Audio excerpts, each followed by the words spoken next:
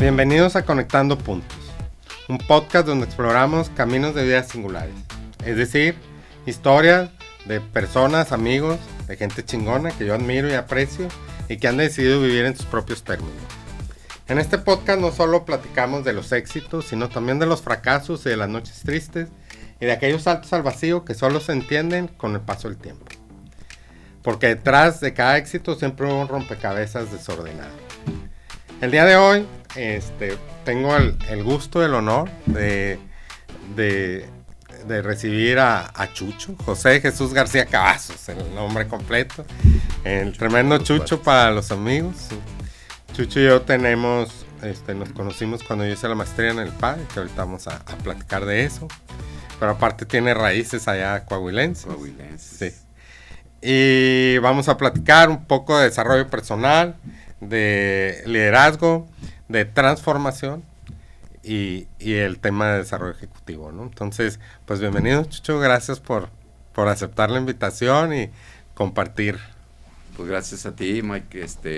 La verdad es que todo lo que uno puede entregar a los demás, por algo suceden las cosas, siempre será útil para que pues una semilla luego germina y una conversación casual que otros escuchan, pues que les sirva de algo, ¿no? Es correcto. Y en este ejercicio que estoy haciendo yo de hacer esto, que estoy en mis pininos, digamos, pensaba en personas que el origen, es decir, oye, a veces tengo conversaciones bien padres con personas y estaría padre compartirlas. Y yo creo que ahí en los primeros de esa lista siempre estás tú, o sea, aunque no nos vemos muchas veces, pero siempre son pláticas profundas, ¿sabes? Sí. Son pláticas interesantes. Entonces, bueno, pues vamos a compartir tu camino, tu historia, y como este ejercicio de bueno, platícanos qué haces ahorita.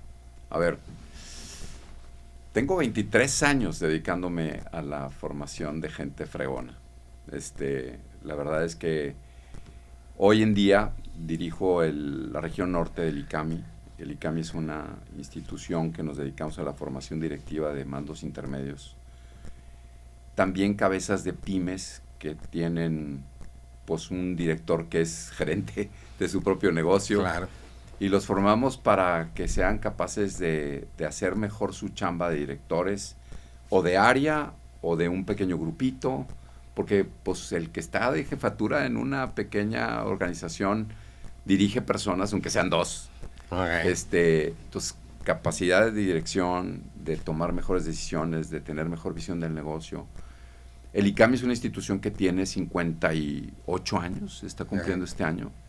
Es una institución muy ligada al IPADE, somos independientes, pero tenemos una relación desde sus orígenes, en los finales de los 60s, pues ha sido como una compañía del IPADE, pues el IPADE forma la alta dirección, a los dueños de los negocios, a los directores generales, claro, a los directores funcionales, a los directores en potencia cuando hacen las maestrías, y para empaquetar esta visión humana y ética de los negocios, okay, pues el ICAMI entra como una fórmula de llegar a toda la línea de mando para tener mejores decisiones, con una visión mucho más ordenada en las ideas para siempre portarnos bien en el negocio, porque pues muchas de las cosas que hacen que la rueda gire en las empresas suceden en los grupos más pequeños, ¿no? En la tienda,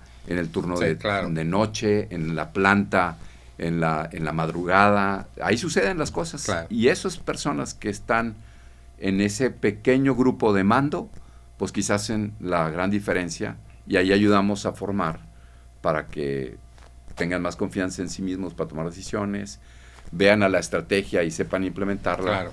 Y eso nos dedicamos. Bueno, ahorita vamos a profundizar mucho en el tema del IPADE. Nomás quería como explicarlo para que se entendiera sí, dónde estoy, no le cambien, ¿no? Dónde estoy y luego le entramos a ver por qué estoy en donde estoy. Sí, oye, empezaste estudiando ingeniería química, pero antes de empezar tu historia por ahí, me gusta hacer un ejercicio de reflexión. Venga. o de perspectiva, toda esta historia de tu vida, desde aquel chavo que decidió estudiar ingeniería química, no sé por qué, pero vemos cómo, sí, hasta esto que haces hoy, si esto fuera una película, ¿qué nombre le pondrías a esta película? Pues es una buena pregunta, porque uno nunca se imagina cómo le pondrías a tu película, a tu libro o algo, pero yo me he dado cuenta que a lo largo de estos años, sobre todo estos últimos 23, pues me he convertido como en el hombre muleta. Así es como podría ponerle un título a una película. Las muletas pues se usan cuando se necesitan, te acompañan durante un tiempo. Sí. La muleta no es tan importante como el que la usa, pero cuando estás en una necesidad de caminar con ayuda, pues la muleta sirve. Y quizá, sin darme cuenta, o a veces muy consciente, pues me podría definir como una muleta que ha estado ahí, necesaria para alguien, indispensable en algún momento, y luego totalmente desechable. Pues yo quisiera ilustrar y agradecerte, no sé si alguna vez te lo he dicho, sí, pero esto que Chucho comenta como hombre muleta, pues yo lo viví en persona de ti. Yo creo que ahí fue cuando nos hicimos, o bueno, al menos yo, te correspondía amistad.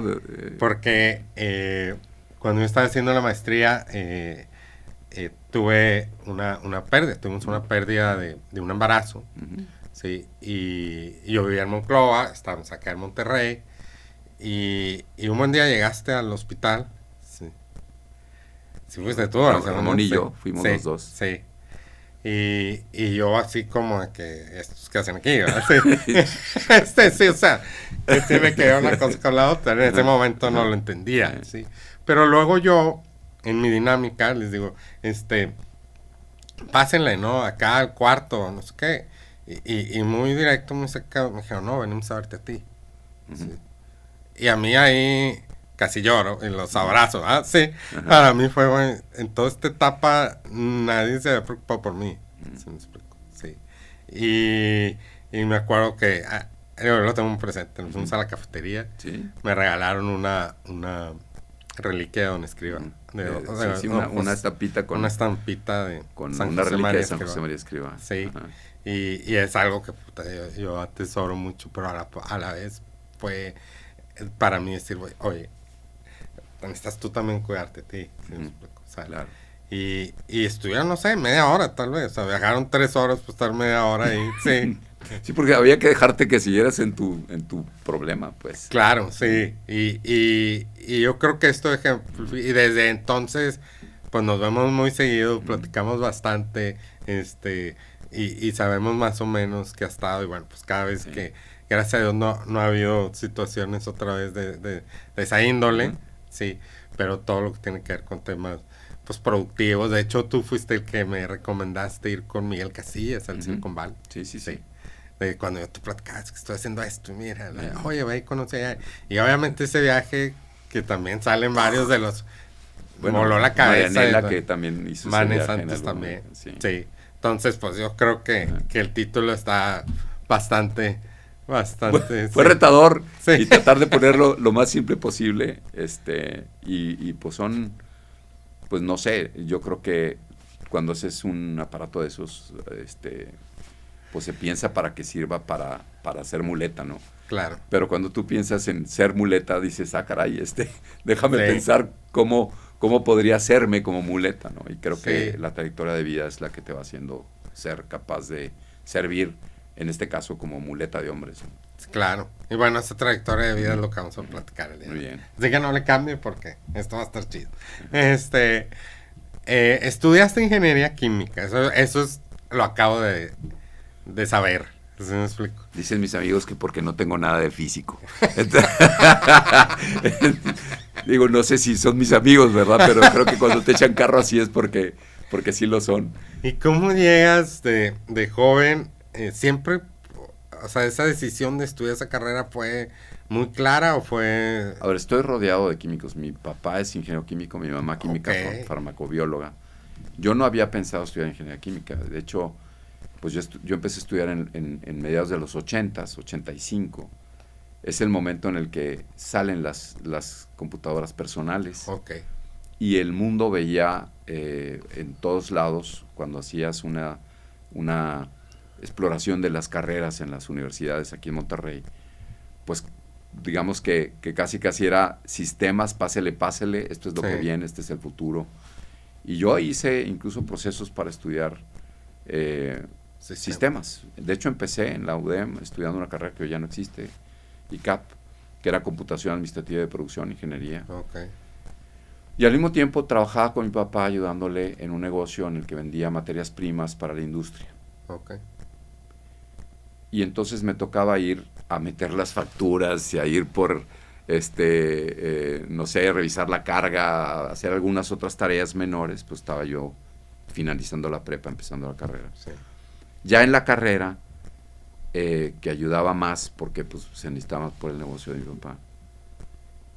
Me acuerdo muy bien, entré a una planta, materiales cerámicos, y vi el cuarto de operaciones, es una que hacen fritas cerámicas, y vi las computadoras y dije, ahí es donde tengo que estar. Okay. Pero cuando vi las computadoras y pregunté, oye, y la computadora, pues digamos que controla el proceso, pero para poderle poner cosas a la computadora hay que entender el proceso. Claro. Y cada vez que iba a una planta, me llamaba mucho más la atención el proceso que la computadora. Okay. Y fue cuando dije, se me hace que esto no es lo mío. En la Universidad de Monterrey, Jesús Garza, el director de ingeniería en ese entonces, también químico, le dije, oye Chuy, yo quiero estudiar ingeniería química, pero no quiero dejar de estudiar computación. Ajá. Entonces me aventé por un periodo las dos carreras, Okay, hasta que ya no pude, porque pues los planes de estudio saturado, se van separando, sí, se van empalmando y ya no pude, pero así me metí a la química. Me metí a la química Pues te llamaba la atención por el proceso, por lo que había de fondo, porque lo que ibas a programar necesitaba esta información y me daba mucha curiosidad entender los procesos. Y en los procesos que yo estaba viendo eran procesos químicos, porque iba a haber plantas donde había procesos de reacción y donde se usaban polvos para diferentes propiedades o de los, no sé, cosas que tenían que ver también con cosas de perforación, que mi papá es ingeniero químico, pero se especializó en perforación de pozos petroleros. Okay. Y de ahí fue donde dije, la química me llama mucho más la atención que lo que estoy haciendo, y de ahí me metí a la química. Después, quizá la química se hizo química personal. Yo es lo que estoy pensando, o sea, la alquimia, ¿no? El juntar los ingredientes para transformar. Sí. Que es un poco lo que ahora haces también, pero... Y es parte del discurso que me convenció de hacer lo que yo hago. Ok. Oye, y luego sales de estudiar y trabajas con tu familia. Sí, con mi papá en ese negocio de materias primas, luego se fue sofisticando más. Todo eso aquí en Monterrey. Aquí en Monterrey, en las diferentes industrias, industria cerámica, industria pinturas, algo de temas de perforación que tenía mi papá. En esa etapa recién graduado, tu giro era más comercial, operativo, ¿por dónde andas? A ver, ¿tienes más hermanos que participaban? Mis hermanas no, mi mamá sí participaba. Okay. Negocio familiar es hazlo todo, métete a todo. Las cuentas de gastos de la familia se mezclan con las cuentas de gastos del negocio. Claro. Y toda esa revoltura, pues son las cosas que luego uno las aprendes por negativas para luego tratarlas de corregir en el futuro. Pero fue una gran época porque mi papá tuvo algunas dificultades de salud y entonces me obligó a mí a meterme mucho más, a operar un negocio que estábamos con un proyecto de empacar sal industrial. Y me tocó a mí organizar la cuadrilla, organizar el negocio, cobrar, vender, cargar. Con quien tú conoces, con Andrés García Siller, claro. Que estaba viviendo en mi casa, en ese entonces primo hermano. Pues, un día me lo llevé a cargar sacos y entonces durante esos años, te diría de los finales de los 80s hasta el 92, pues estuve con mi papá. Después me metí a la industria cerámica. Oye, y en esta etapa es cuando te casas, ¿no? después. En el 92 entró a trabajar a Colores Cerámicos, que era del grupo Piosa. Después se transformó en Esmacer, que luego la compró un grupo italiano. Y en el 92 entró al área comercial. Okay. Venía de hacer todo. Y esa transición, o sea, el negocio familiar siguió. Siguió. ¿Y por qué decides Porque, moverte a una empresa fíjate, por una razón, en principio era conocer algo más estructurado, una empresa grande. Sí. Piosa pues tenía muy buena fama y pues digo, grandes personajes que me tocó conocer ahí. Una familia regiomontana, con vocación industrial, con sentido humano. Me llama mucho la atención eso. Y ahí mi intención era aprender el hacer en una empresa grande para luego aplicarlo de regreso al negocio de la familia. Claro. Cosa que todavía no pasa, pero fue con esa gran intención asegurar un poquito más el tema del ingreso, aprenderle a una empresa grande y buena, y ahí me quedé 11 años. Oye, ahí ya andamos llegando a los 30, ¿no? Eso fue en mis 24 cuando entré a esta empresa. Yo me caso en el 96, a los 27, para cumplir 28.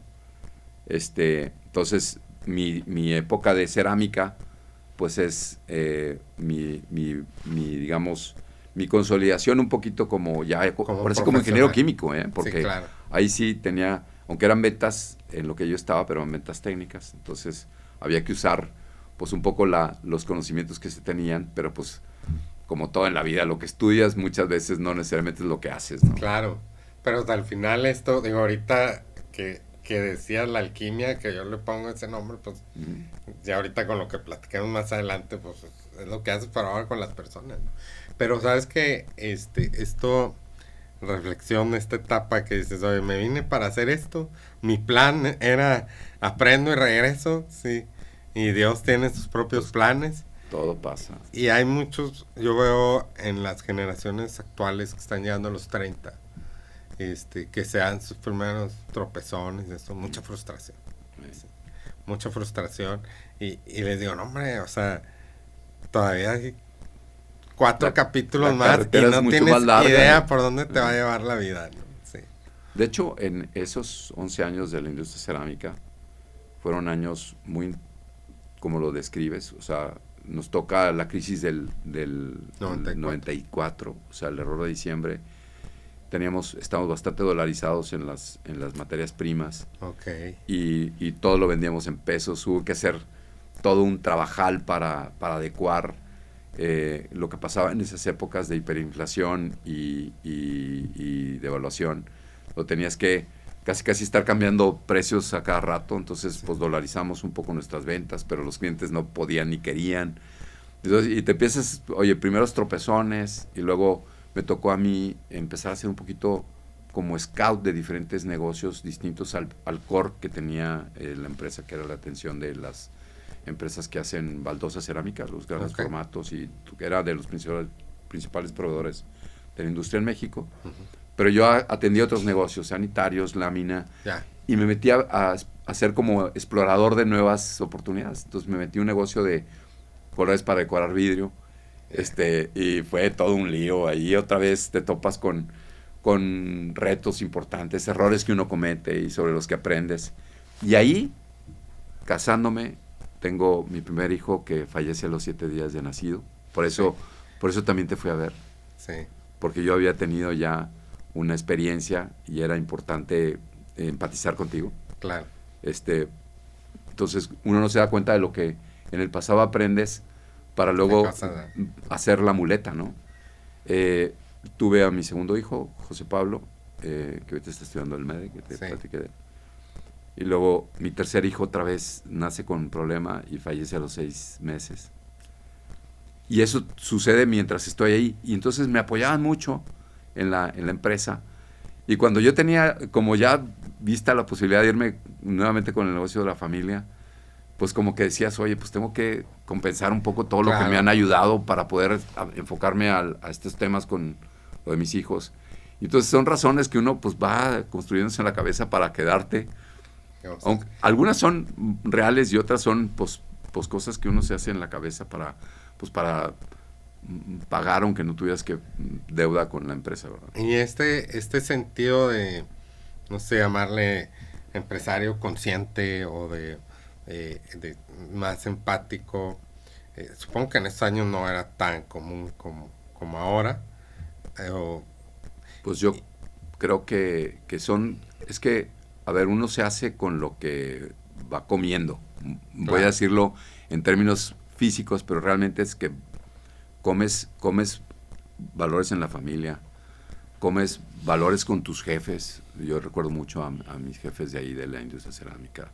Comes de los valores de tus compañeros, comes de tu sentido común, comes de tu formación. Y todo eso va haciendo, por ejemplo, a mí me gustaba mucho ir a los laboratorios y platicar con el laboratorista. Okay. Y el cuate decía, oye, nunca me habían pelado los comerciales de las...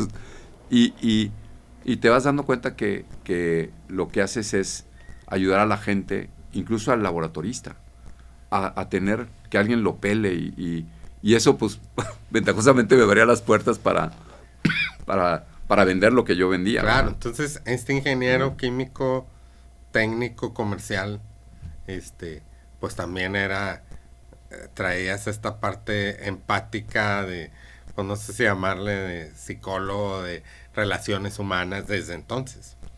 Sí. ¿Cuándo crees que empezas? ¿O pues cuándo es que, potenciaste? a ver, pues son de esas cosas que desde niño va uno siendo amiguerón y entonces muy amiguero y siempre busqué y amistades profundas, o sea, no de cotorreo. Un buen amigo un día me hizo ver que yo tenía unos amigos que eran, pues estaban sabrosos a los cartones de cheve y típicos aventuras de juventud en donde pues casi no me estaban llevando a cosa buena. Y este amigo un día me dice, oye, ¿dónde te ves a futuro? Y pues no era o sea, sí había muy buenos amigos ahí y sigo conservándolos, pero no era el tipo de actividades que me convenía. Claro. Y aprendí mucho de él, esa guía de amistad profunda y de plantearse las cosas también pues para crecer como persona y de cara a Dios, porque pues ahí pues me empecé a involucrar mucho más con darle el sentido sobrenatural a la vida ordinaria. Claro. O sea, fue cuando de hecho conocí mucho el espíritu del Opus Dei, que luego pues está ahí metido también en el ICAMI y en el IPADE. Exacto. Y esta etapa, antes de brincar la que sigue, este camino de, pues empiezo con la empresa familiar y aprendo aquí una serie de cosas, y ahora una empresa institucional y aprendo otra serie de cosas, pero ¿cuáles fueron las mayores lecciones de vida de esas etapas? O sea, ¿qué te marcó en esas etapas? A ver, yo creo que una cosa que marca es, en la industria, el trabajo es duro. O sea, la industria cerámica, la industria donde atendía con mi papá, cuando estuve al cargo de los proyectos, la industria es muy dura y creo que por eso el sello regiomontano del norte, ya pues, extendiéndonos hasta Monclova, oye, el hard work paga, o sea, pero hay que estar dispuesto a tardes, noches, madrugadas, sábados, domingos. Claro. Recuerdo mucho que las mejores ventas y las conquistas mayores se daban en las épocas más difíciles. Navidad en vacaciones. El típico proveedor que, oye, me falló mi proveedor A, ¿tú podrías ayudarme? Sí, oye, pero pues estoy a punto de llevar los peregrinos para la posada. Pues vente, atiende, resuelve. El trabajo duro en la industria te muestra también cosas muy profundas de la persona. Porque cuando estás en la noche, cuando estás en la friega, sale lo bueno y lo malo de todos. Exacto. Pero es cuando ves como cuando incluso entiendes al trabajador de planta que con sudor enfrente por unos cuantos pesos, porque a veces desafortunadamente es el menor pagado, y tú estás al lado de él en esa noche de trabajo, haciendo una prueba en una planta o entregando un producto en la madrugada, dices, ay caray, o sea, esta gente merece un abrazo, o sea, merece mucho más. Y entonces, yo creo que esas son semillas que luego me sembraron decir, oye, ¿cómo le haces para, desde la alta dirección hasta los mandos medios, ser consciente de que ahí hay una persona muy valiosa, incluso más entregada que tú, Sí, porque con tú más estás sí. sin más sacrificios. Entonces, una gran lección es esa. La otra es, toda industria grande, empresa importante, requiere orden, estructura, hay jerarquías. Pues aprendes un poco todo este tema del mundo corporativo y Claro. pues que también hay cosas que ahí pasan y que hay que pues saber entender el mundo corporativo, porque cuando vienes de una empresa chiquita donde tú mandas, tú haces, tú quitas, tú pones, y te vas a una donde hay que autorizar, donde hay que... Sí. Me tocó implementar ISO 9000, Ya. SAP, todo eso, pues vas entendiendo las estructuras, Y como... ya entiendes lo sistémico Entonces de las ves empresas, ¿no? todo lo que es la empresa en su conjunto y vas empezando a curiosear. O sea, de hecho, yo por eso, ahí fue donde, en ese paso, en ese andar, pues es cuando un amigo, compañero mío de la industria cerámica, entra al MEDEX. Ok. Y hace el MEDEX. Y un amigo mío, Carlos Gómez Minacata, Sí, claro. que estaba también haciendo el MEDEX, me platica de él y me inquieto de, oye, yo, para entender este monstruo, me encantaría entenderlo desde una formación directiva, Claro. haciendo una maestría como la del IPADE. Sí. Tuve curiosidad de hacer eso. Cuando estaba en el negocio familiar, hice un pequeño programa que se llamaba FAT, Formación de Actitudes Directivas en el IPADE. Ok. Y dije, yo de aquí soy. Yo algún día querré hacer una maestría en el IPADE. Y digo, para ir un poco conectando los puntos. Pues claro. fue ahí donde un amigo, otro amigo, y oye, pues, y entré a la idea de hacer la maestría primero de tiempo completo, nunca pude. Dije, bueno, pues está el MEDEX, cuando llegó en el 95 a Monterrey, que le hizo mi compañero, en esa generación hizo el MEDEX, donde dije, oye, yo quiero hacer esto, algún día podré, algún día lucharé por hacerlo, y ahí fue cuando Pues tú también primero fuiste estudiante en el IPAD y luego entraste a trabajar ahí. Pues fue casi una mezcla de las dos cosas, porque entré como estudiante, pero a los pocos meses ya me hice parte del equipo del IPAD. Ok. Bueno, para hacer un paréntesis aquí, porque luego entre ipadianos nos entendemos, ¿no? Entonces, platícanos un poquito qué hace el IPADE, ¿no? Porque creo que no está a veces muy claro. Se entiende como una marca, ¿sí? Pero la oferta, digamos, escolar, luego creen que hay maestrías de todo tipo, pero mejor platícanos tú qué hacen. A ver, pues yo estuve 13 años ahí, llevo 10 en el ICAMI, y te puedo decir que pues cada vez está más claro que lo que hace el IPADE es formar, más bien podríamos decir, casi te diría que es transformar. La palabra es perfeccionar el quehacer directivo. O sea, perfeccionar el quehacer directivo. Dirigir una empresa lo puedes hacer de oídas o lo puedes hacer por notas. Un mariachi toca muy bonito, ensayando una y otra vez las canciones, pero si se sabe las partituras es capaz de ejecutar cualquier canción. Claro. Plácido Domingo cantando con mariachi es porque el mariachi tenía las partituras de lo que iba a cantar Plácido Domingo. No podías desafinarte como mariachi para que Plácido Domingo pues te volteara a ver diciendo qué está pasando, ¿no? Claro. Entonces, perdón por el ejemplo de un mariachi, pero es que si tocas de oídas la guitarra o cualquier cosa, puedes hacerlo muy bien. Pero cuando lo haces con la perfección de la nota, lo puedes hacer mejor, incluso trascender más en tu música, siguiendo la comparación. Entonces, un directivo el IPADE nace con la intención de formar, de perfeccionar el quehacer directivo, pero también con una visión humana y ética de los negocios. Claro. Con un sentido internacional, desde el IPADE nace en el 67, las fronteras están cerradas, claro. La apertura económica es mucho después, hasta los mediados de los 80, cuando entra al GATT. Pero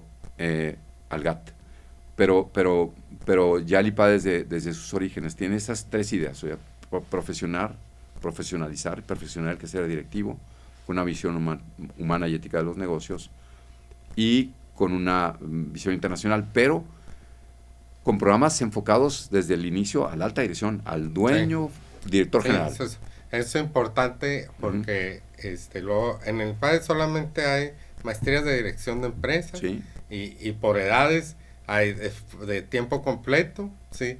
Que es para los chavos, digamos, recién graduados, que se meten 2 años ahí en friega a hacer el full-time MBA que le llaman. Y luego hay el MEDEX, que fue el que tú y yo hicimos, que es para ejecutivos con experiencia, pero solo es dirección de empresas, no hay que mercadotecnia, no. Exactamente. Solamente es dirección de empresas, que ahí ya nos pescan, digamos que en los 30 ejecutivos. Yo conozco personas que no aceptaron, ¿sí? Que podían pagarlo, ¿sí? Porque buscan que tengan cierto potencial, entiendo, ¿no? Sí. Pero ya haces personas un poquito más grandes, y ya para los que ahora, como nosotros, o sea, que damos estas canas. Es que ya para los otros tienen más bien diplomados, ¿va? Como programas. En el mundo se les conoce como Executive Programs. Ok. Non-degree, o sea, sin grado. Términos en inglés, que son, pues, a ver, las grandes escuelas de negocios tienen los masters y los programas para los seniors, o sea, CEOs, presidentes de consejo, el perfeccionamiento directivo, y por eso entra muy bien el método del caso. El método del caso ayuda a entender mejor mi negocio con un caso ajeno, pero es como encuentro el fondo del concepto académico que me va a ayudar a tocar por nota, lo descubro mejor con un caso ajeno a mí, discuto con otros directivos. Por eso es importante los filtros por edad y por nivel organizacional. Claro. El IPADE siempre ha buscado que siempre haya pares discutiendo los casos. Sí, cuando hay disparidad, quizá no se llega a tener como la misma empatía del otro que está diciendo que está sufriendo por lo mismo que tú, cuando no están más o menos en un mismo nivel de decisiones. Se hacen pues discusiones donde uno tiene mucho más que decir que el otro, porque el otro no tiene ni siquiera experiencia en aquello de lo que está discutiendo, ¿no? El IPADE, igual que el CAMI, bueno, no sé, pero el IPADE, todo el estudio, todo el programa es basado en el método del caso. Una semana antes nos daban un caso escrito, y ya nos platicaban dependiendo de la materia, si sabías de qué materia era, y ya te decían, mira, aquí la chava fue, la acosaron, entonces tú qué harías, y no sé qué, pero muy práctico siempre, ¿sí? Y esto, aunque ahorita está de moda en muchos lados, el IPADE lo ha hecho desde el inicio. Desde el inicio. Nosotros en la maestría, mi memoria no me falla, vimos 567, una cosa así, casos en 2 años. Y alguien que estudia un full-time MBA ve 2,000. Mil casos. Más o menos, digo, los números han cambiado, pero en aquellos... Son un montón, como quieras. Pues 900 o 1,000, de todos son un montón pipipuchal de casos que están de muchas escuelas, muchos del IPADE, pero también de otras escuelas de negocio. Pero es un método muy práctico, ¿sí? Entonces, este método nos permite como que a los pares pues empezar a discutir, empezar en un ambiente muy controlado, porque tenías tus equipos donde discutías el caso de, yo me acuerdo la primera vez que venía uno de operaciones, y yo decía, esto está bien fácil, a ver, debe haber truco, porque aparte te ponían trucos, ¿verdad? Y yo buscaba el truco, no, pues está bien fácil, y llego, y yo era el único de operaciones de mi equipo, ¿sí? Y luego me doy cuenta y dije, estos güeyes no saben nada. Y luego dije, así estaba yo en contabilidad, o sea, al revés, ¿verdad? Claro. Ellos han dicho, no, hombre, esto está bien fácil. Y yo, ¿cómo que las normas y la T, el balance? Sí, entonces generan un lenguaje común. Claro. Sí, pero a través de la práctica, ¿no? Ya después de ver la práctica, ya el maestro explica ciertas teorías y demás, ¿no? O sea, y va desarrollando otras capacidades. Oye, trabajar en equipo con alta dirección por oídas, pues lo haces quizá a veces con manazos en la mesa, Claro. o lo haces de una manera autoritaria, despótica. Y te vas dando cuenta que cuando discutes con otros de tu mismo nivel y quieres hacer como Claro. en donde eres jefe y mandas, te das cuenta que quizá no lo haces de la mejor manera el trabajo en equipo. Pero también te das cuenta que quizás cedes muy fácil a las ideas de los otros. Por eso decía Carlos Llano, fundador del IPAD y del ICAMI, Aquí lo tengo. que había que el método del caso y este tipo de formación ayudaba al directivo a tener pues dos como pistones, el pistón de la apertura de mente para saber en esas discusiones, en la discusión en el aula y con los compañeros, a escuchar y dar entrada como valiosa cualquier idea, para luego pues tener ese diálogo, discutir por qué estás diciendo eso, contador, si tú no sabes nada de operaciones. Pero resulta que su sentido común, que es la razón por la que muchos directores lo son, pues que lo tiene bastante desarrollado, dice, pues es que, mira, yo no le hacía las operaciones, pero eso que estás diciendo me parece que está muy cuadrado y disparatado. Y tú tendrías que, con apertura de mente, pues decir, ¿por qué estás diciendo lo que dices? Y esa discusión, pues va generando aprendizaje de cómo tener discusiones de alto nivel con un equipo de alto nivel. Claro. Pero luego también la firmeza de criterio, porque puede ser que si veleteas demasiado, pues de repente pues no hay unidad que defiendas. A todas cedes. Sí. Y en el caso de la alta dirección, sobre todo cuando tienes que tomar decisiones difíciles, pues ya oíste a tu equipo, ya oíste a tu consejero, ya oíste a tu vieja en la mañana que te dio alguna idea, y a la hora de decidir, pues vas con firmeza. Y también por eso se practican esas capacidades de mando, que las practicas lateralmente en la discusión en equipo, por eso se perfecciona la tarea directiva. Entonces, quiero entrar al tema de humano y eso, pero quisiera entrar desde a ti te toca convivir con los fundadores del PAD, ¿no? Con Carlos Llano. Pues con Carlos Llano tuve poquita convivencia. Yo creo que lo vi un par de sesiones. Tuve un par de pláticas así de pasillo con Carlos Llano, un hombre muy, muy enfocado a las personas. Si te había visto una vez y aunque no se acordaba de tu nombre, pues luchaba por decir, oye, te vi, no sé, o sea, Carlos Llano era un mago en el tema de la relación. Yo estaba buscando una frase que leí en una revista del padre, pero no la encontré, donde decía, y según yo es alguna frase, lo busqué frases de Carlos Llano, me encontré como 700. Hay libros completos. Pero que decía algo que para que tú puedas dirigir una empresa o tu carrera profesional, primero tenías que aprender a dirigirte como ser humano, como persona. Sí. No me sé la frase tal cual, pero parafraseándola es lo que tú acabas de decir. Sí, y esta es la esencia que hay detrás del quehacer del IPAD y del CAMI, ¿no? Así es. Sí. Y tú en esta etapa, sobre todo en estos inicios en el PADE, rodeado de muchas personas intelectuales que ya estaban en una etapa, pues no sé si decir, de madurez o ¿cuáles fueron así tus momentos o qué aprendizajes o qué frases o qué cosas en esta relación tuya?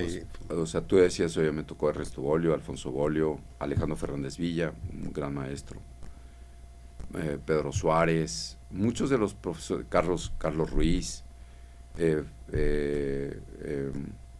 Jorge Gutiérrez, Sergio Raymond, o sea, profesores que les tocó, si no al inicio, muy de los inicios, y en todos, lo primero que, a ver, es un término complicado de resumir, pero pareciera muy simplón, calidad humana. O sea, oye, gente muy buena, muy profesional, pero siempre preocupados por los demás. Nunca se percibió a alguien que estuviera como en el Olimpo, ¿no? Cuando dicen. Sino más bien, sobre todo yo aprendí mucho de Alejandro Fernández Villa, que hoy sigue siendo nuestro consejero en el ICAMI. Él fue el fundador del ICAMI en México y luego vino llevando el ICAMI a Monterrey, a Guadalajara y a Culiacán. Extraño lo de Culiacán. Sí, pero con eso el ICAMI tiene la posibilidad de cubrir a todo el país. Pero Alejandro Fernández Villa, pues una de las características que siempre ha tenido es esa calidez de trato, esa cercanía, esa preocupación, ese siempre estar pensando en cómo puedo ayudar a esta persona a que sea mejor. Y la forma de promover de Alejandro era para mí la gran escuela, porque era decirle, oye, esto de, para ser un buen líder primero tienes que ser tú mejor. Para liderar a otros tienes que liderarte a ti mismo. ¿Y qué vas a hacer con tu negocio en el futuro? A muchos MEDEX que me tocó a mí atender, empresas familiares que pues saber que había que estar 2 años y estudiar y someterte a exámenes, pues muchas veces la gente dice, no, espérame, eso no es para mí, Sí, está claro. difícil. Y las preguntas de Alejandro muchas veces eran, ¿y quién se va a encargar del negocio cuando ya no esté tu padre? ¿Y quién va a cargarlo con mayor firmeza?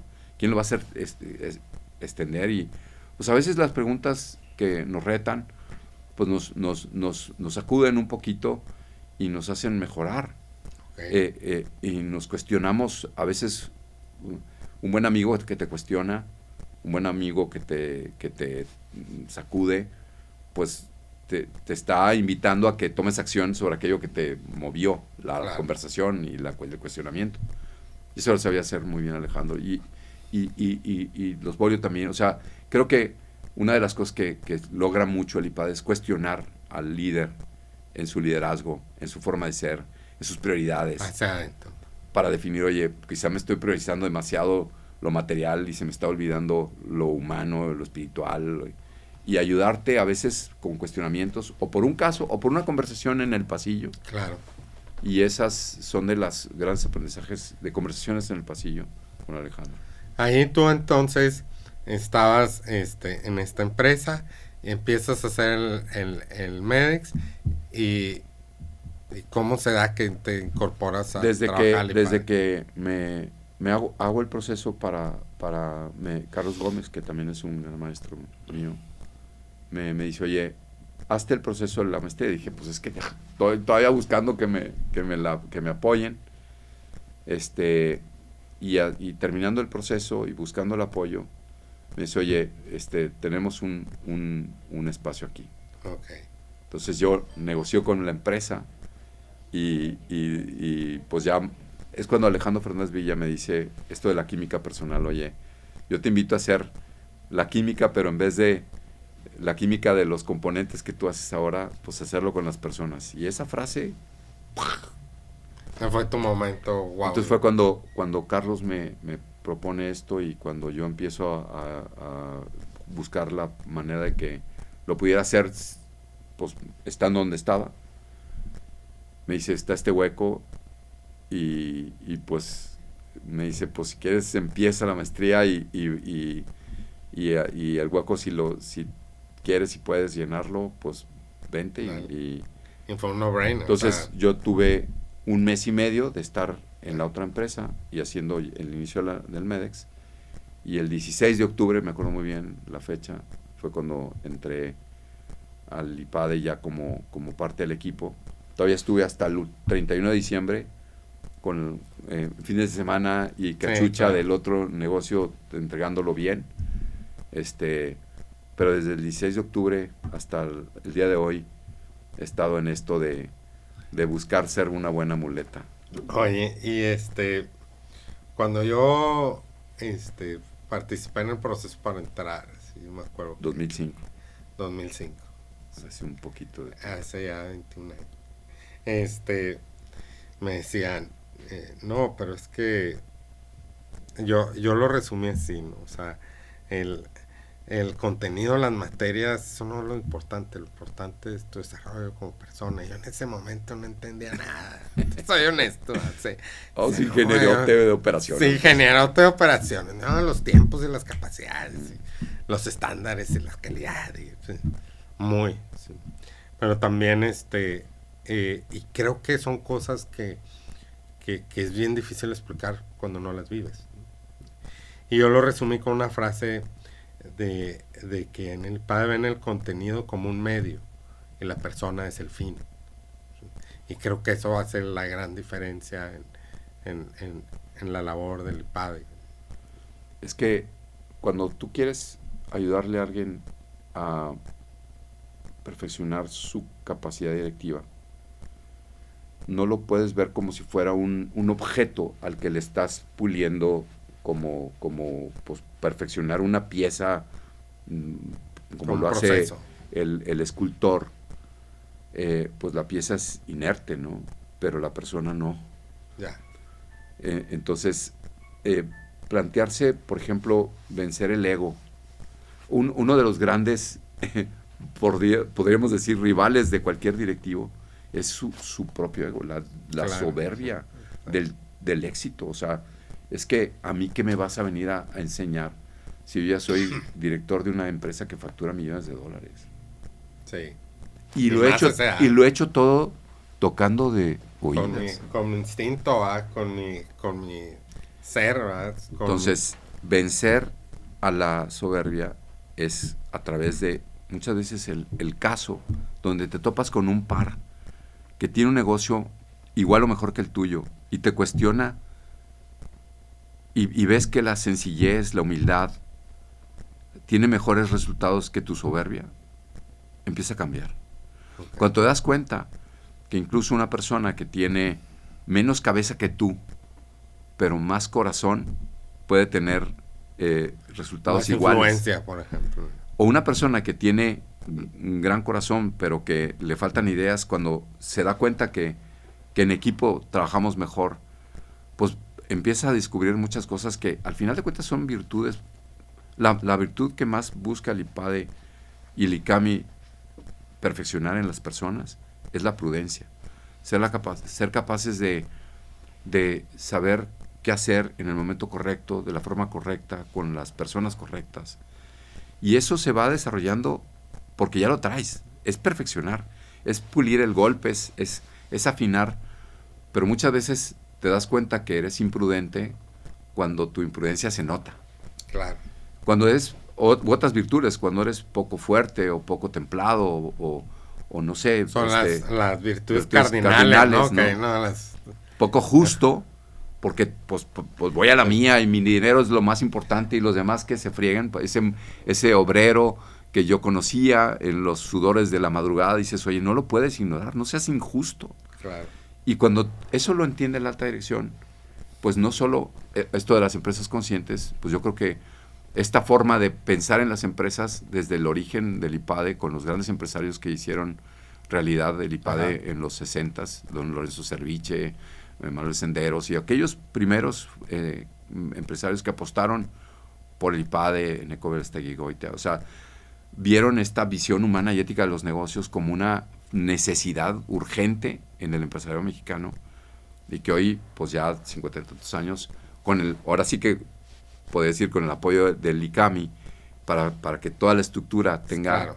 El mismo modo de procesar, de ver a las personas, pues eso hace que realmente puedas pensar en empresas líderes y conscientes para que no solo creen valor económico, sino valor social y hacer una mejor sociedad. Al final de cuentas, la misión del IPADE es transformar las organizaciones y con ello a la sociedad. Ya. Y en una de las entrevistas que escuché tuyas, decías algo que es como que instruir y capacitar era fácil, pero formar, ¿sí? Transformar, ahí ya te metes en otra cosa, ¿no? Yo quisiera poner un ejemplo de que la dirección, al menos acá en el IPADE, se definía con 3 conceptos claros, ¿no? O sea, marcar el rumbo, conseguir recursos y dar seguimiento. That's it, ¿sí? Pero cuando esto está sentado en las metadas virtudes cardinales, que eran prudencia, justicia, templanza, fortaleza. Y fortaleza. Ahí es donde la cosa se pone, y ahí es donde ahora es la formación, ¿no? Porque las primeras frases, pues cualquiera las puede machetear, entender y más o menos aplicar, pero el hacer esta mezcla de las virtudes, la integridad, la persona, el ser, con el hacer, ¿sí? Ahí es donde y creo que faltan 2 virtudes más que hacen al líder, que es la humildad. Y Carlos Llano escribió un libro que se llama Humildad y Liderazgo. Okay.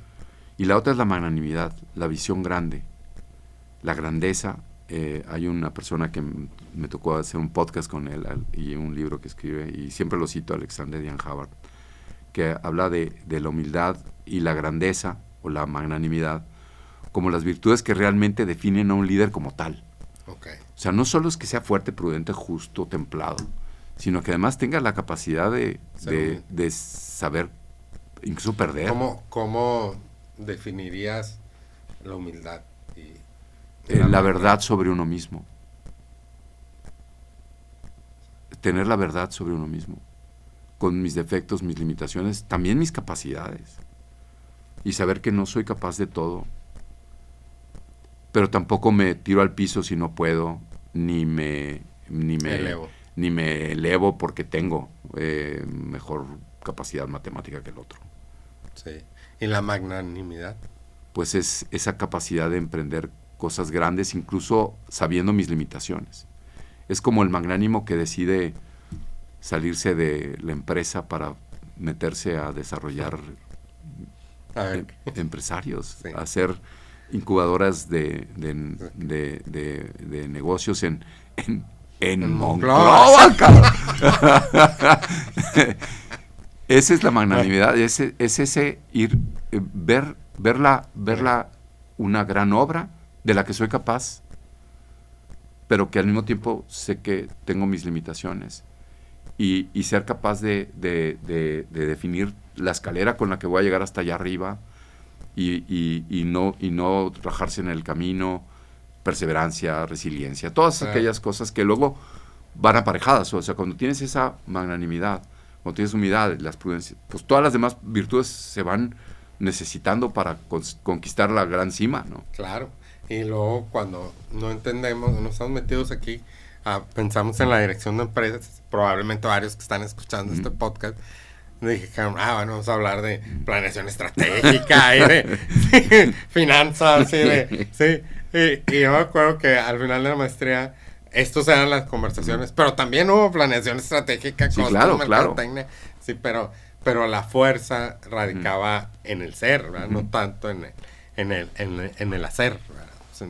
Y esta parte de esto crea una especie de no sé si sea un reset mental que nos hacen, pero luego conoces personas que han vivido los mismos programas y las conexiones, platicas cuando vienes tanto temas de negocios como a temas personales. Digo, hay 2-3 excepciones ahí, pero en general, si de repente dices, yo también hice, ¿dónde lo hiciste? Pero luego vas al plano de empezar a hacer negocios, de empezar, y hay una conexión muy cabrona, porque es como si tuvieras el mismo lenguaje, el mismo plan de juego, ¿no? Yo creo que los maratonistas, los jugadores de fútbol americano, los alpinistas, o sea, gente que sabe del dolor que significa subir la cumbre, de terminar el maratón, de los trancazos en el americano, se vuelven, ese es un brotherhood, una hermandad extraña. Claro. Entonces cuando tú también estuviste con estos fregadazos, sí, o sea, en la maestría o incluso los programas de perfeccionamiento, porque si ese mindset, ese reflexionar sobre las virtudes junto con la estrategia y las finanzas, pues como que nos hace tener una estructura que, por eso es importante, de ahí nuestra chamba, si la alta dirección tiene ese mindset y su equipo no, sí, no baja, pues es como si hubiera a veces las empresas pues quisieran tener rápido y profundamente formados a sus mandos intermedios para tomar decisiones como ellos. Y yo siempre me peleo con eso porque a veces no es tan fácil darte cuenta del cambio personal que tienes que hacer y en 15 minutos ya soy otro, ¿no? Es como si alguien dijera, oye, después de escuchar esto ya voy a hacer otro. Pues no, compadre, te tienes que echarle otras ganitas, ¿no? Sí, y en el tema del IPADE, para ahorita movernos a otro tema, a mí algo que me gusta mucho fue que después de terminar sigue trabajando, o sea, sigues vinculado de cierta manera. O sea, una vez que dice Mane, una vez que entras al IPADE nunca sales. Sí. Y yo sí diferencio, digo, no sé cómo lo ven ustedes, pero en el tema de las maestrías, Y ya los programas de alta dirección, las maestrías que sí son de grado, nos daban unas chingas. O sea, no. O sea, hubo gente corrida. Yo me saqué una amarilla, entonces a la siguiente iba a salir chispado. Entonces eso también como que te sirve para bajarte el ego. Y había una exigencia y un rigor, Claro, ¿no? Eran claro. exámenes de 4 o 5 horas en algunos casos. O sea, adicional a todo este tema del desarrollo humano. Esta parte, Chucho, del que entra al IPADE, el Chucho que empieza en el IPADE, ahora que luego te dan este encargo de dirigir el CAMI, ¿cuál fue tu gran crecimiento, tus momentos qué cambios hubo en esa persona? Yo renuncié al IPADE, o sea, son dos instituciones completamente independientes en su administración y decisiones y todo. De hecho, yo reporto un consejo. Ok. Entonces tengo que tomar una decisión difícil de renunciar a un lugar en el que he sido siempre feliz y que pues 12 años en el IPADE. 13 casi, 12 años y fracción casi 13. Faltaron unos mesecidos para los 13. Pero ahora era pues dirigir una organización que pretende pues esencialmente lo mismo en cuanto a perfeccionar el quehacer del gerente en sus encargos directivos como gerente o como jefe, pero no desde una posición del trato directo con el participante como fue contigo, porque fui director de la generación donde tú hiciste el MEDEX, sino era pues dirigir a otros para hacer que eso suceda con más gente, ¿no? El mando medio incluso es una capa mucho más gruesa de cualquier organización. Si lo ves en una pirámide, pues es un trapecio más grande que el triángulo que hace la alta dirección. Y el reto era, pues, permitir que pudiera haber más gente pasando por las aulas. Nos tocó la pandemia, eso fue una cosa pues muy compleja. Estas canas salieron la mayoría en esa época. Porque no es lo mismo ser parte de un todo, en donde tienes una parcela que cuidar, a cuidar todo el rancho.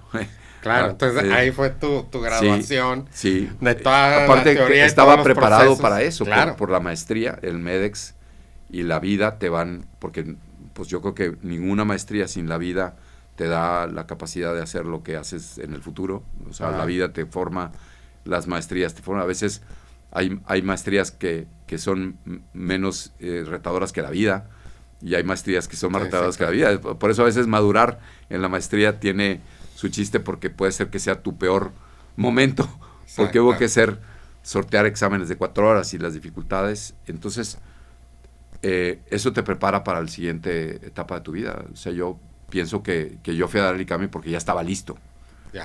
Y pues no es lo mismo dirigir a quien hace, hacer el que lo hace. Que tú ahora. Y a veces extraño mucho ese hacer, porque dices, está fácil, es como, a veces me encantaría ser el barrendero, porque pues nomás barres un pedacito y ya. Pero ser responsable de que todo cuaje, que todo engrane, que todo funcione, pues tener siempre el acompañamiento de un consejo, que al mismo tiempo también te exige dar un resultado. No es lo mismo estar allí, pero pues siempre he buscado, pues ahora es mi equipo, o profesores, o con alguien, pues sigo siendo muleta, ahora más guardada, menos Pero es interesante en función. porque aquí es donde pasas, digamos, del operativo, del teórico, de cierta manera. Ahora walk the talk, todo esto que nos ayudabas en el IPADE a desarrollarnos y todo, pues obviamente ahora dale tú. Y ahí es donde entra la humildad a hacer su chamba, porque dices, oye, si te creías más o menos bueno, aquí te das cuenta que todavía te falta muchísimo, y pues no te queda otra más que ponerte el saco, a empuñar el arado y a darle.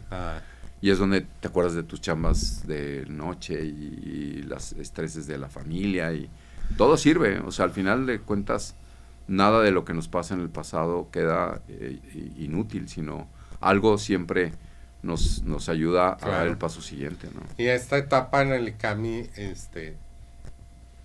¿qué nuevos que tuviste que aprender? ¿Qué fue lo más difícil de? Pues mira, trabajar en equipo no es lo mismo en equipo corto que en equipo largo. Trabajar en equipo con mis otros pares, somos 4 directores generales con 4 consejos para el sistema ICAMI. Ponernos de acuerdo los 4 para dirigir la institución en su conjunto. Ponernos de acuerdo con mi equipo. No es lo mismo ser uno más en la mesa que ser el que está en la cabeza de la mesa. Sortear nuestras pasiones. A veces pues te puedes enojar o te puedes poner triste o te puedes estar más alegre que los demás y sintonizarte mejor y hacer y saberte reconocer tus errores. Cuando estás allá arriba en la alta dirección es mucho más difícil a veces aceptar que te equivocaste, porque pues es como al que se espera que no se equivoque y no es cierto. Humildad y magnanimidad, o sea, humildad porque pues te puedes estar equivocando y a veces duele más saber que la regaste. Pero también es muy satisfactorio pues darle la vuelta a las cosas. O sea, seguimos vivos después de la pandemia y sí, claro. Ahorita tenemos la trompandemia, es otra historia, pero pues pero pues bueno, es asumir la responsabilidad y soñar en grande, siguiendo con lo que soñaron los fundadores, pues llevar a que seas capaz de dar un ingrediente para transformar la sociedad con los mandos intermedios. Y de acompañar y ser muleta de la alta dirección, a acompañar y ser muleta de la gerencia, qué cambios, o sea, ya platicamos mucho de la formación, pero acá en la gerencia también hay que ir a la formación de la persona, ¿sí? Pero desde otro ángulo, o qué tan... Pues aquí es como enseñar a reflexionar a otros ser muletas, y ya me es a veces más difícil ser muleta de otros que ser muleta directamente del participante. Claro. Tengo mucho contacto con los profesores, ayudar y tener diálogos con los profesores. El profesor es quien inspira en el aula a los cambios que suceden ya en corto cuando tienes diálogos con la persona que te acompaña, el preceptor, el director de programa. Entonces yo dialogo mucho con los profesores, tengo mucha interacción con ellos, pero ahora a veces se queda uno como el entrenador que así como Guido Pizarro, que ayer le ganamos al Cincinnati, le dimos la vuelta. Oye, cuando eres jugador, estás ahí y tienes pasión de jugador, pero ser el que está en la línea viendo a los otros, te quisieras meter. Sí, y a veces podría uno cometer el error, y yo a veces lo cometo, de que te metes a la cancha y tienes que saber quedarte detrás de la raya. Ese ha sido mi deporte favorito. No batalla con eso. Oye, Chucho, en estos 20 y tantas 23 años han pasado generaciones. Quiero hacer varias preguntas viéndolo en perspectiva, ¿no? O sea, ¿qué patrones o actitudes tú ubicas? Y esto es un poco más para el que nos está escuchando. ¿Qué patrones o actitudes tú ubicas que se mantienen en estas generaciones, de quien sí, digamos, que logra, y de quien se atora? Porque en estos procesos pues hay gente que se atora, ¿verdad? Y que digamos que no crece, no sé qué palabra usar, pero ¿qué actitudes, qué patrones ves que dices, pues a pesar de 20 años esto sigue siendo? Mira, para bien y también para yo mal. Te puedo decir, y lo decía en la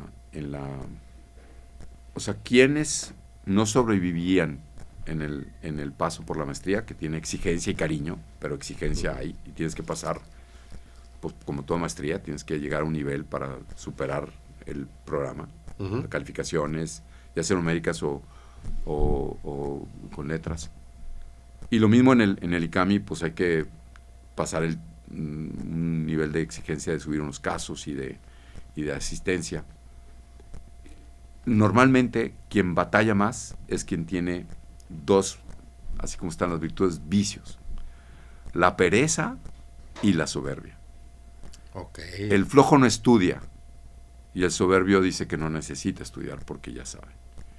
Y un programa como estos, donde te sacude, con soberbia no te sacudo nada, y con pereza pues no te puedo arrastrar, no te puedo, ya hay una... tiene que haber, podría haber una tercera característica, pues a veces la falta de madurez hace que la persona no aproveche porque no está lista. no, Sí. no le resuena nada. Pero como principales obstáculos, la pereza y hablando de los inicios, oye, trabajar duro en la industria, te das cuenta que hay que vencer la pereza todos Claro. los días. Todos tenemos un grado de pereza. Claro.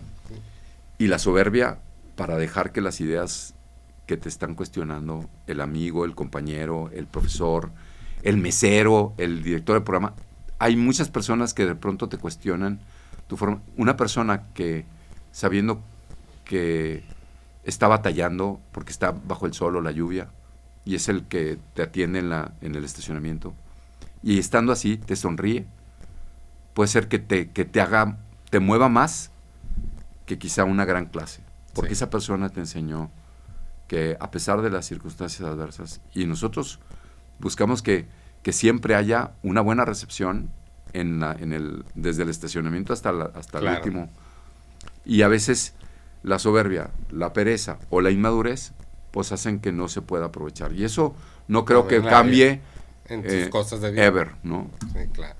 Oye, también viéndolo en perspectiva de 20 y tantos años, el tema de tendencias, de cambios generacionales, yo veo, yo una vez hice un ejercicio donde en un curso acomodé por edades, Uh-huh. ¿sí?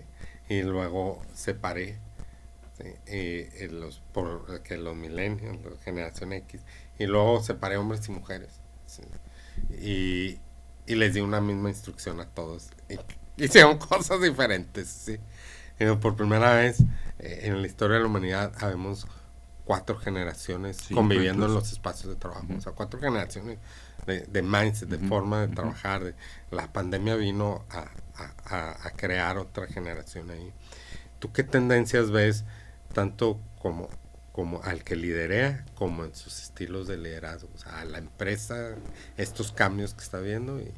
A ver, yo creo que las generaciones que nos tocó la transición, o sea, la transición digital del mundo, estamos más acostumbrados al touch y a esto que estamos haciendo tú y yo aquí en persona, habernos abrazado en la entrada, y valoramos mucho eso. Entre más tecnológicas se van haciendo las generaciones, más van dependiendo de la tecnología para interactuar. Hoy en día, incluso a los chavos les cuesta trabajo llamar, una llamada. Sí, claro. Sí. Y puede ser que sea un cliente, puede ser que sea un proveedor, puede ser que sea un jefe, puede ser. Entonces, es mucho más fácil contestar un WhatsApp o un audio y darte mi punto de vista, donde no tengo que, pues no hay tenis, o sea, es Sí. como tiro la bola y el otro, pues me la regresa cuando puede y como puede, y quizá la piensa. En WhatsApp te pasa, ¿no? Que escribes y luego borras y se ve que dice typing, ¿no?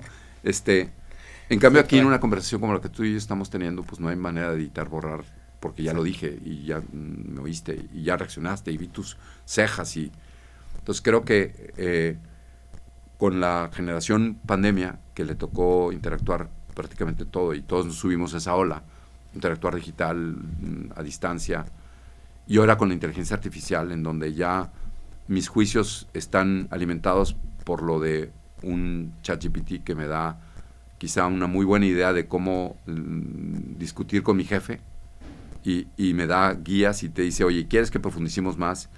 Y le vas dando esta inteligencia artificial generativa. Sí.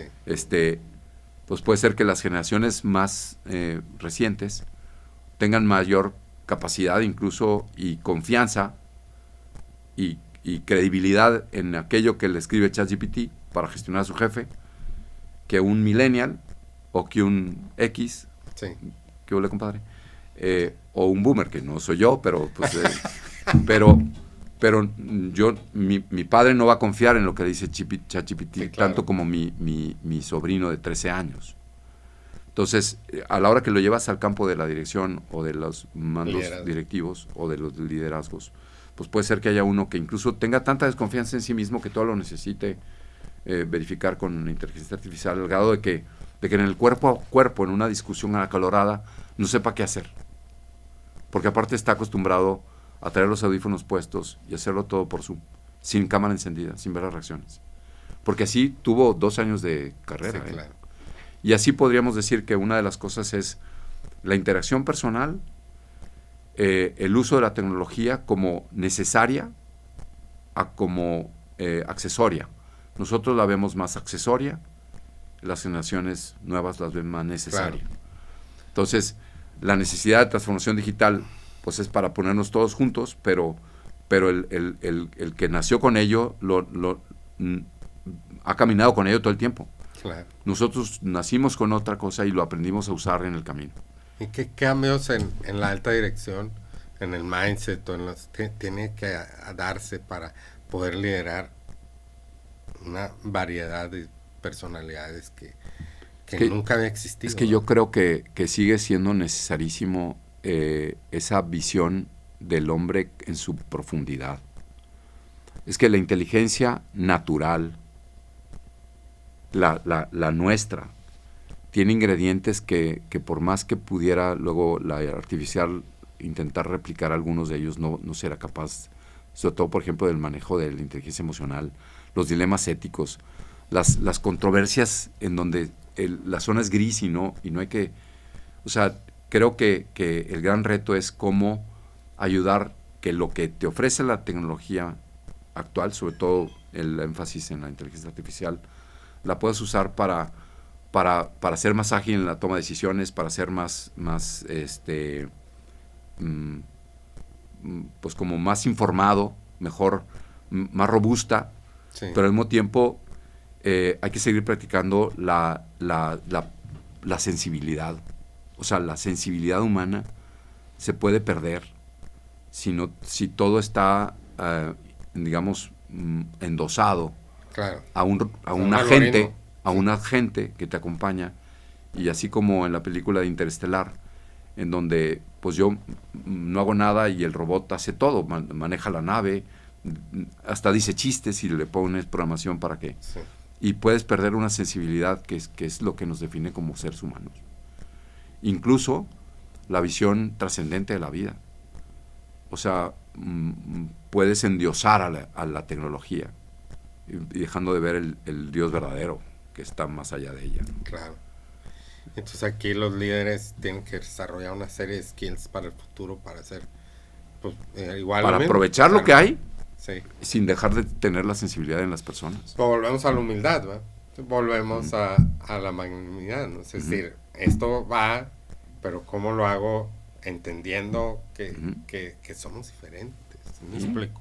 Y que pensamos diferentes, y que nosotros como generación X estamos un poco siendo bisagra, ¿eh? Y entendemos a los baby boomers y algunos entendemos mejor a los algunos, porque bueno, no todos. Pues, como tenemos hijos que están en esas edades, entendemos un poco más porque los hemos visto desarrollarse desde chicos. Claro, sí.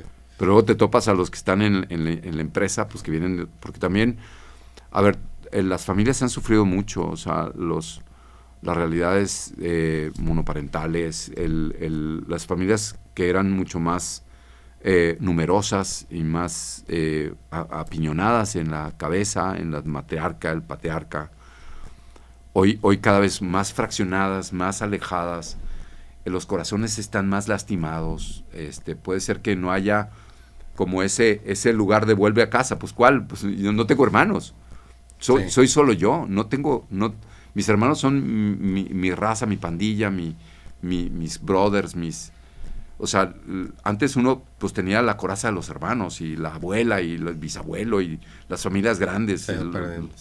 Y esas cosas también van afectando o sea, hoy la figura paterna muchas veces la sustituye un jefe al que le puedo confiar que estoy pues con una ansiedad bruta o sea, hoy el liderazgo tiene que ir aparejado casi de un psiquiatra para ayudar a atender los temas que están ahí en el fondo del corazón y las cabezas, ¿no? Te comparto que con mi hijo traigo un proceso de orientación vocacional y vivimos con una persona que nos guió. Yo le decía, es que las carreras del futuro, yo pensando en el tema de inteligencia y así, y me dice, bueno, son más que carreras, son áreas, espacios. Y me decía, la salud mental va porque va, dice, en el futuro. Sí. Dice, coaches, psiquiatras, psicólogos, mentores, gurús del claro, corazón, No del corazón de novelas de amor, ¿verdad? Sino Sí, del no, corazón no, herido de la esencia, porque no me del espíritu. encuentro, no me hallo. La de Sayés que decía un buen profesor nuestro, Juan Manuel Leñán, dice, cuando la gente entra a las empresas dice, no me hallé. Dice, la edad de Sayés, y entre más chavos y más generaciones nuevas, está más la de Sayés.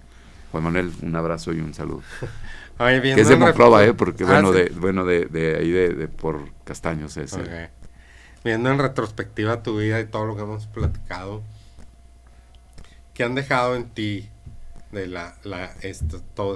esto como ser humano, más allá de todo lo que platicamos? ¿Qué descubriste en este camino de ti que no te creías capaz? De aquel ingeniero químico que empezó haciendo alquimia en las plantas, ahora acompañar líderes en diferentes posiciones, en diferentes procesos. ¿Qué ha dejado a ti en tu vida, en tu ser? Pues yo creo que aprender que los corazones buenos, bien dispuestos, que se dejan ayudar con humildad y que son magnánimos, me ha tocado ver mucho esa definición de líder, verla en persona. Okay. Y puedes estar como viendo la retrospectiva y ver a tantas personas que hoy están haciendo la sociedad distinta. Y es como si te dieran ganas de llorar de alegría. Porque hay bondad en las personas, porque hay buenos corazones dispuestos a dejarse ayudar, a aceptar la idea de finanzas como la de el perceptor que le dice no seas tan soberbio y déjate ayudar. Y que eso suceda y que esas personas hagan que hoy las empresas lleguen a otros destinos, que implementen nuevas cosas, y ver que tú solo contribuyes con unos cuantos pasos de muleta, porque al final, claro, si lo viera más que el hombre muleta, somos instituciones muletas, que estamos durante un tiempo, aunque luego te quedas ganchado porque la formación no termina nunca, pero cuando más lo necesitas, quizá ahí está la muleta. Pero es como si los terapistas y esto que ven al que llegó cojeando y lo ven salir caminando después de su trabajo. Y metiendo goles. Sí, que llegó con el cruzado anterior roto y que al rato está otra vez en la selección. Sí. Es esa satisfacción que ya quizá tú estás en una historia por ahí perdida en su vida, pero que en algún momento le ayudaste a que saliera adelante de una situación, de un reto, de un afán de crecimiento. Y creo que es uno de los grandes satisfactores para mí en estos 20 y tantos años, de ver que los buenos corazones dispuestos y el trabajo de toda una organización, que a veces hasta el que hace limpieza, el que sirve un café, contribuye a eso, pues la verdad es que dan muchas ganas de que haya más gente que se anime, claro, a vencer quizá los obstáculos económicos, los obstáculos de tiempo, y invertir en sí mismos o invertir en su gente, porque eso es lo que hace que esta convivencia de generaciones tenga incluso lugares de diálogo. Es que hoy todo se quiere encontrar con una consulta en el agente, y a veces el diálogo entre pares, el diálogo profundo, esto a mí se me jala y a ti no, porque a ti sí te dio resultado esto y no lo que a mí tú mismo me recomendaste, porque a mí no me jala, pues porque somos únicos, incluso las empresas son únicas. Claro. Y tener espacios para conversar. Y decía un profesor de Berkeley, cuando me tocó hacer algunos de los viajes con el MEDEX, decía que el secreto de Silicon Valley era el networking, y decía él, sí, el networking pues es no que tanta gente conoce, sino que tanta gente te conoce a ti. Yeah. Y para hacer buen networking, decía él, hacía falta un buen tema y un buen vino. Yeah. Y yo he visto que esas personas salen adelante porque empezaron con un buen tema, se encontraron un buen vino y en el camino hicieron amigos como tú y yo, que se quedan para siempre y que es en donde los corazones se entrelazan, sí, y se animan a ser magnánimos. Entonces, pues eso sería como el colofón. Qué bonita reflexión para cerrar. Quisiera que nos recomendaras un par de libros para las personas que están en esta etapa, que puedan entender un poquito más de este tema, que la dirección es un tema más de persona que de contenido. Fíjate, el liderazgo virtuoso de Alexander Dian Hubbard, sí, Alexander Dian Hubbard, es con V, no Harvard, sino Hubbard. Ok. Liderazgo virtuoso, lo buscan ahí. Ahora lo vamos a poner en la descripción. Sí. Y otro libro que puede ser muy bueno, estoy buscando en mi cerebro, los libros de Carlos Llano. Pues ¿cuál es tu favorito, el de Carlos Llano? Vas a reírte, pero el libro del método del caso me gusta mucho porque penetra mucho, pero Humildad y Liderazgo de Carlos Llano es un libro, lo que pasa es que es un libro denso. La amistad en la empresa también es un libro muy bueno. De Carlos Llano. De Carlos Llano. Pero yo diría que a nivel personal, y que lo encuentras mucho relacionado con la empresa, y en estos tiempos difíciles, yo sugeriría El hombre en búsqueda de sentido de Viktor Frankl, porque ayuda mucho a estas generaciones nuevas, sobre todo, a encontrarle mejor sentido para la dirección de sí mismos, para la dirección de la empresa. Entonces, parecería ser que es uno más en el plano humanista y el otro en el plano de la capacidad de liderazgo. Hay un libro que es muy bueno de el CEO solo hace 3 cosas, CEO only does 3 things, creo que algo así se llama, que habla de cultura, números, cultura, persona y números. O persona, cultura y números. Luego si quieres te mando para que lo pongas ahí a la hora de descripción. Ese porque centra el tema en la persona. Y pues nada más. Oye, si pudiéramos poner un anuncio en espectaculares, hacer una campaña con una frase tuya que despierte, motive y demás, ¿qué frase pondrías? ¿O qué palabra?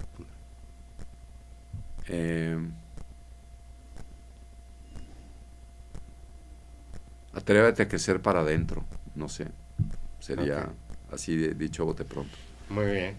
Bueno, pues muchas gracias por acompañarnos. Gracias por esta plática. Siempre es... Oye, y crecer para adentro es crecer para arriba. Yo lo pondría así. O sea, cuando uno se da cuenta que en el fondo del corazón está el amor, la verdad, la belleza, la bondad, volteas a ver y dices, ¿quién la tiene completa? Pues Dios. O sea, crecer para adentro es crecer para arriba. O sea, porque estamos aquí de paso y vamos hacia algo mejor y cuando uno crece para adentro se da cuenta que todo lo demás puede preocuparnos, afectarnos, pero si uno está en paz consigo mismo, con Dios, es más capaz de sortear dificultades. Oye, ¿dónde te pueden encontrar? ¿Dónde pueden encontrar información del ICAMI? Pues ICAMI.mx, ICAMI.mx, en Facebook estoy como Pepe Chucho García y en LinkedIn José Jesús García Cavazos, pero no me acuerdo cómo está mi pero para José Jesús García Cavazos, ICAMI, ahí me encuentran en LinkedIn y pues nada, yo les, así como luego también hemos hecho un podcast que se llama Director a Director, que está en Spotify, que se llama Desde ICAMI.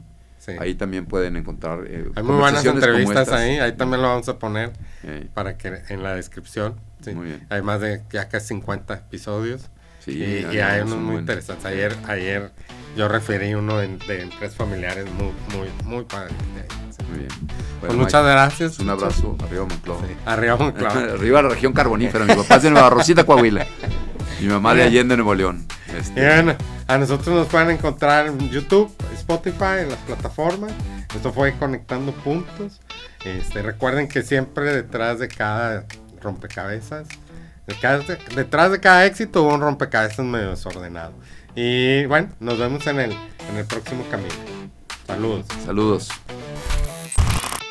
Debes confiar en algo, tu instinto, el destino, la vida, el karma o lo que sea. Porque creer que los puntos se conectarán en el futuro te dará la confianza para seguir tu corazón.